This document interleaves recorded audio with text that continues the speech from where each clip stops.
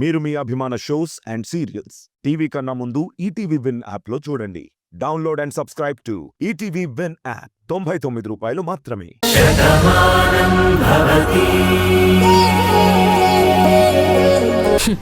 మీ తప్పుని చాలా గొప్పగా కవర్ చేసుకుంటున్నారు. నేనేం గొప్పగా చెప్పుకోలేదు.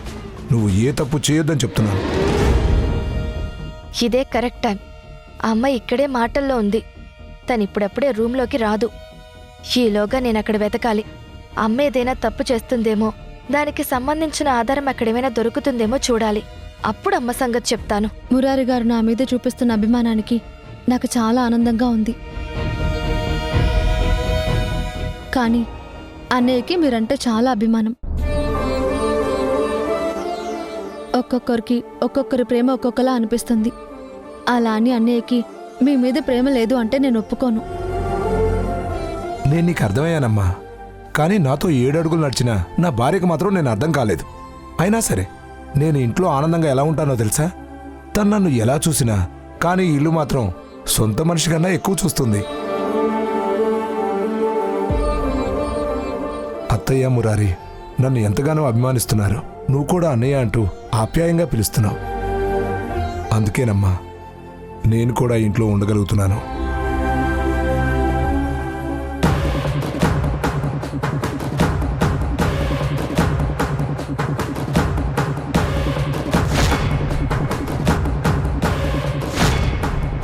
అమ్మ గదిలో లేదు. ఈ గది మొత్తం వెతికితే ఖచ్చితంగా అమ్మ ఏం చేయబోతుందో తెలుస్తుంది. ఏదో ప్లాన్లో ఉంది. అదేంటో అర్థం కావడం లేదు. లేకపోతే రాధని బయటికి తీసుకెళ్లాలని తనెందుకు అంతలా అనుకుంటుంది? అమ్మ మారిన మనిషిలా నటిస్తుందేమో అని అనుమానంగా ఉంది.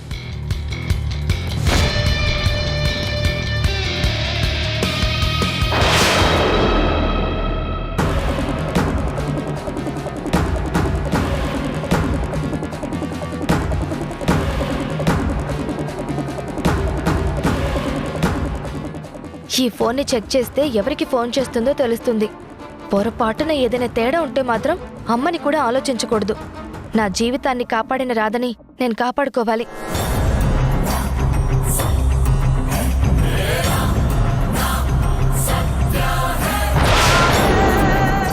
ఏం చేస్తున్నావు సత్య?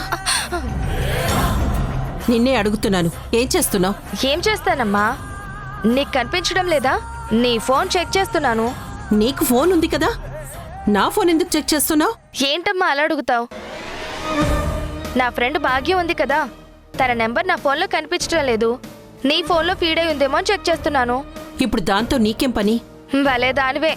మన ఇంట్లో మనం ఉన్నా ఇంటి బయటకు వెళ్ళకూడదు అని ఒక ఆజ్ఞ ఉంది కదా. మావయ్య రాధతో సహా ఎవరిని బయటకు వెళ్ళొద్దు అన్నారు కదా. మీ మావయ్య చెప్పాడు కదా, గేటు ముందు గీత కూడా గీశాడు కదా. ఇంకా ఎందుకు పదే పదే అది గుర్తు చేస్తావు? అదేనమ్మా, అందుకే బయటకు వెళ్ళాం కాబట్టి దాంతో మాట్లాడాలి అనుకున్నాను. నా ఫోన్లో చూస్తే నెంబర్ కనిపించలేదు. అందుకే నీ ఫోన్లో చెక్ చేస్తున్నాను. నీ స్నేహితురాలి నెంబర్ నా ఫోన్లో ఎందుకుంటుంది? నువ్వు తెలివి తక్కువదానివని అనుకున్నాను, కానీ మరీ ఇంత తెలివి తక్కువదానివని ఇప్పుడే అర్థమైంది. ఆ ఫోన్ ఇటివ్వు. సర్లే, ఈ మధ్య నీకు ప్రతిదానికి చిరాకు ఎక్కువైపోతుంది. అమ్మయ్యా, ఇలా సిమ్ కార్డు ఎక్కడ చూసిందేమో అని నేను భయపడ్డాను. అయినా నేను ఈ నెంబర్తో మాట్లాడినప్పుడు ఇందులో ఏ నెంబరు ఉండదు కదా. ఈ రాధని బయటికి పంపించే వరకు నాకు మనశ్శాంతి ఉండదు. అది చచ్చింది అన్నమాట వినే వరకు నేను ప్రశాంతంగా ఉండలేను. నా కూతురికి దక్కని స్థానాన్ని ఆ రాధకి నేను దక్కనిస్తానా? ఏం చేసైనా సీత గీత దాటినట్టు ఈ రాధని కూడా ఆ గీత దాటించి బయటికి పంపిస్తాను. అటు నుంచి అటే వల్లకాటికి కూడా పంపిస్తాను. ఈ జయప్రద తలుచుకుంది అంటే జరిగి తీరుతుంది, జరిపించి తీరుతాను.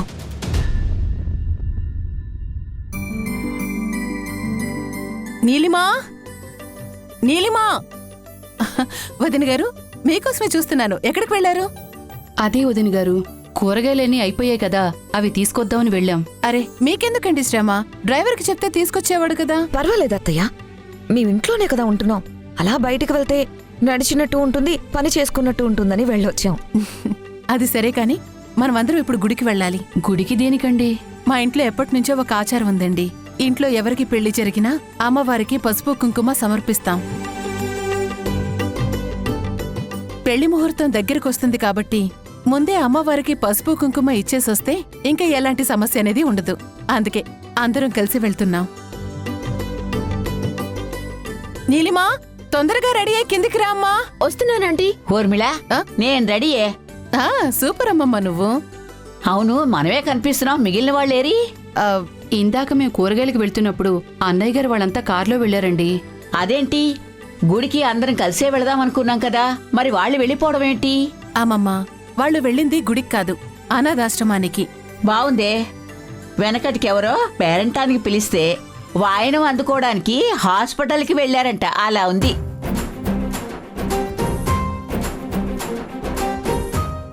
అమ్మవారికి పసుపు కుంకుమ సమర్పిద్దామని గుడికి వెళ్దామనుకుంటే వీళ్ళ ఆశ్రమానికి దేనికి వెళ్లారే? ఈ ఇంట్లో జరుగుతున్నటువంటి శుభకార్యం అందరికీ సంతోషకరం కావాలి కదా. అనాథాశ్రమంలో వాళ్ళకెవ్వరూ లేరు, వాళ్ళనెవ్వరూ పట్టించుకోరు అనేటువంటి బాధ వాళ్లకుంటుంది.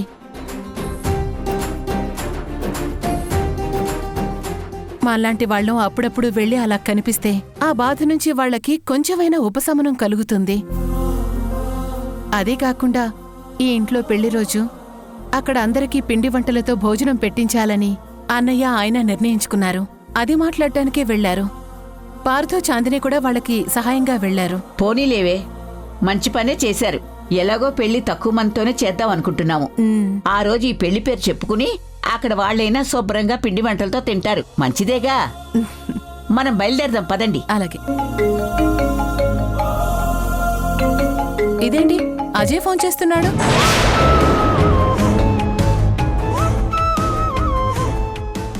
మళ్ళీ ఏం కొప్ప మీదకి తీసుకురావడానికి వాడు ఫోన్ చేస్తున్నాడు? అజయ్ మారిపోయాడు కదమ్మమ్మ, ఇంకా భయం ఎందుకు? ఏమోనే, ఎండాకాలంలో వాన్లాగా, ఎడారిలో మంచులాగా ఎప్పుడు ఎలాంటి ఉపద్రవం వస్తుందోనని ఓ పక్క నాకు భయం వేస్తూనే ఉంటుంది. సరే, ముందెందుకు ఫోన్ చేశాడో కనుక్కో. హలో అజయ్. నమస్తే మేడం, ఎలా ఉన్నారు? మేమంతా బాగానే ఉన్నాం అజయ్, నువ్వెలా ఉన్నావు? మీ దయ వల్ల నేను బాగానే ఉన్నాను మేడం. అవును, ఫోన్ చేసావు, ఏవైనా సహాయం కావాలా? లేదు మేడం, ప్రస్తుతానికి అలాంటి అవసరం ఏమీ లేదు. ఊరికే పెళ్ళి అనుకున్నారు కదా, ఆ పనులు ఎంతవరకు వచ్చాయని ఒక్కసారి అడుగుదామని ఫోన్ చేశాను. పెళ్లి పనులా? వాటికే బ్రహ్మాండంగా జరుగుతున్నాయి. ఇదిగో, ఈరోజు అమ్మవారికి పసుపు కుంకాలు ఇవ్వటానికి గుడికి కూడా వెళ్తున్నాం.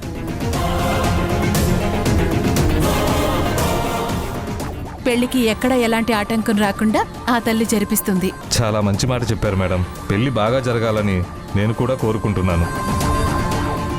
ఆ తల్లి కరుణ ఉండాలని నేను వేడుకుంటున్నాను. ఒక్కసారి నీలిమాకు ఫోన్ ఇస్తారా? నీలిమక? ఎందుకు? పెళ్లి కూతురు తనే కదా, భాను అక్క స్థానంలోకి వస్తోంది. ఇప్పుడు తను కూడా నాకు భాను అక్కతో సమానం. అందుకే ఒక్కసారి మాట్లాడదామని. నీలో నిజంగా ఇంత మార్పు వస్తుందని మేమెవరూ ఊహించలేదు. ఇస్తున్నాను, ఒక్క నిమిషం. నీలిమా, అజయ్ నీతో మాట్లాడాలంట.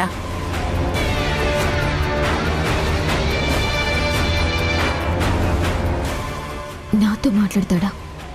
ఏం మాట్లాడతాడు? ఇప్పుడు అందరి ముందు నేనేం మాట్లాడాలి? మళ్ళీ ఏం జరుగుతుంది? తీసుకో, మాట్లాడు. అలాగే.